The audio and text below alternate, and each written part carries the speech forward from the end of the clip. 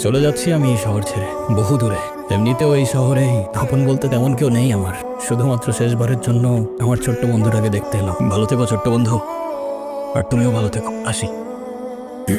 কান্না করলে কিন্তু তোমাকে একটু কিউট লাগে না, কিউট লাগারও দরকার নেই। কিন্তু বেশি কান্না করলে কিন্তু দাঁত পড়ে যায়, এটা জানো? একটা তো মনে হচ্ছে পড়েও গেছে। এক দুই তিনটা কই না তো, দাঁত পড়ে নেই। ও যাক, বেঁচে গেছো তো। এখন বলো কি হয়েছে? কেউ কিছু বলছে তোমাকে? বাংলাতে 3 শিট, আর 3 পাইলেই তো 33টা হয়ে যেত। তুই মজা করে না তো। তুমি জানো এক্সামের দিন কি হয়েছে? টিচার আমাকে বকা দিয়েছে, তাই আমি কিছুই লিখিনি। মানে টিচার তোমাকে বকা দেওয়ার কারণে তুমি আর লিখোই নাই? না লিখি নাই। আমি কি কোনো ভুল করছি যে টিচার আমাকে বকা দিবে? না, টিচার এটা একদমই ঠিক করেনি। কিন্তু তুমি এখানে একা একা বসে কান্না করছো কেন সেটা তো বলো।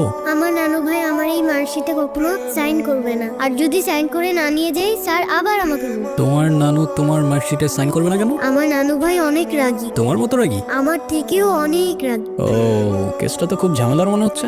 ঝামেলারই তো, তাহলে কি আমি বসে বসে কাঁদছিলাম? আচ্ছা তুমি আমাকে একটা হেল্প করতে পারবে? কি হেল্প বলো তো? তুমি আমার মার্কশিটে একটু সাইন করে দিতে পারবে? এটা কি আমাদের করা ঠিক হবে? চিটিং হয়ে যাবে না? আরে দুধ তুমি করো তো। ওকে, কি হয়েছে? Friends, friends? এ নাও বন্ধু, একটু মিষ্টি মুখ করে নিও। আচ্ছা, ক্যাম্পাসে আসার পর থেকেই দেখলাম ওই সিনিয়র ভাইটা, উনি কি কোনো পলিটিক্যাল রিলেটেড নাকি? ঈশান ভাইয়া? হ্যাঁ, ঈশান। না ভাইয়া আসলে আমাদের সব স্টুডেন্টসদের ভালো মন্দ গাইড করে, যার কারণে বলতেই পারিস ভাইয়া আমাদের লিডার, বাট পলিটিক্যাল না। আমাদের যে স্পোর্টস ক্লাব আছে না, সেটার প্রেসিডেন্ট ভাইয়া, তো সবাই এই জন্য তাকে খুব রেসপেক্ট করে। বাহ, আপনার মনে আছে অ্যাট লিস্ট। এই দিনটা আমি কি করে ভুলতে পারি বলো? আপনি সবই পারেন। Still thanks for the flower, but I don't think আপনার আমার সাথে দেখা করতে আসার তেমন কোনো প্রয়োজন ছিল।